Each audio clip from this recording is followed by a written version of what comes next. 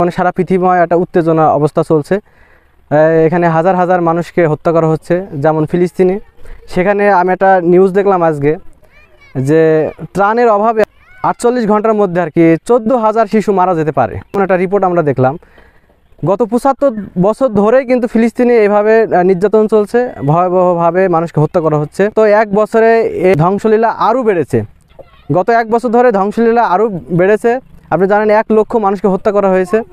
এইভাবে আসলে মুসলমান রাষ্ট্রগুলোকে একটার পর একটা দেশ ধ্বংস করার কিন্তু যে প্রক্রিয়া চলছে, এইভাবে যদি চলতে থাকে আগামীতে আসলে মুসলমান বলে পৃথিবীতে আর কোনো মানুষ থাকতে পারবে না। আমাদের কথা হচ্ছে এই মুহূর্তে আসলে তরুণদের যে কাজ, আল্লাহ রসুল সাল্লাহ সাল্লামকে কিন্তু ওই আরবের যেই তরুণরা মদ খেয়ে তাদের জীবনকে শেষ করে দিত, যারা মাদকের অপরাজনীতিতে, তারপর হচ্ছে ডাকাতি করতো, সন্ত্রাসী করতো, এই সমস্ত তরুণদেরকে, এই সমস্ত মানুষদেরকে আল্লাহ রসুল একটা কথার ভিতরে ঐক্যবদ্ধ করলেন, আল্লাহ দ্বীনের কথার উপরে অর্থাৎ কালেমার উপর ঐক্যবদ্ধ করলেন। ঐক্যবদ্ধ করে একটা শ্রেষ্ঠত্ব, একটা শক্তিশালী একটা জাতি তৈরি করলেন, যেই জাতি রোমান সাম্রাজ্য, পারস্য সাম্রাজ্য, অর্ধেক পৃথিবী ন্যায় সুস্থ শান্তি প্রতিষ্ঠা করছে। আমাদের কথা হচ্ছে আজকে যেভাবে মুসলমানদের নিপীড়ন করা হচ্ছে, এই নিপীড়ন বন্ধ করার জন্য একদল শক্তিশালী ঐক্যবদ্ধ জাতি লাগবে, যেই জাতির নেতা হবে একজন, যেই নেতা হবে আল্লাহর মনোনীত ইমাম, আল্লাহর মনোনীত নেতা। আলহামদুলিল্লাহ এই বাংলার জমিনে আল্লাহর মনোনীত ইমাম চলে এসেছে, হিজবুত তওহীদের ইমাম জনাব হুসাইন মোহাম্মদ সেলিম। আল্লাহ ওনাকে সিলেক্ট করেছেন পুরা এই মানব জাতিকে রক্ষা করার জন্য।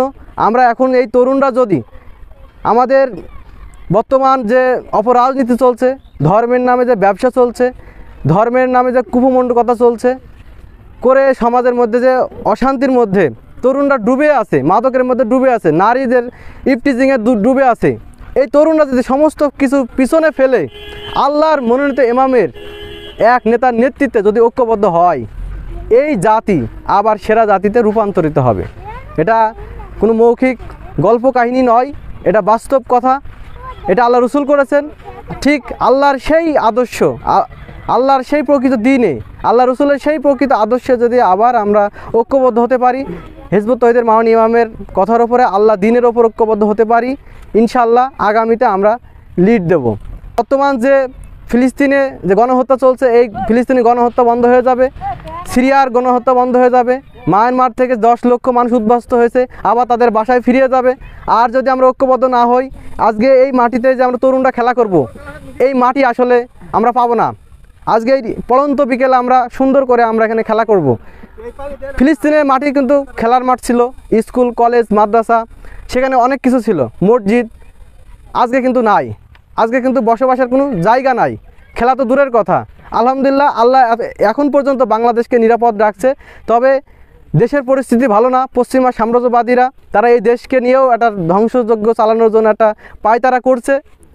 আমরা চাইবো না আমাদের এই প্রিয় জন্মভূমি বাংলাদেশ যেন আসলে ওই পশ্চিমাদের নজর এখানে পড়ে এবং এই দেশ যেন ধ্বংস না হয়। এই ধ্বংস যেন না হয়, এর জন্য আমাদের আল্লাহর মনোনীত ইমাম জনাব হুসাইন মোহাম্মদ সেলিম, ওনার নেতৃত্বে, আল্লাহর মনোনীত ইমামের নেতৃত্বে ঐক্যবদ্ধ হব। ইনশাআল্লাহ সমস্ত পৃথিবীর মানুষকে আমরা মানবাধিকার ফিরিয়ে দেব।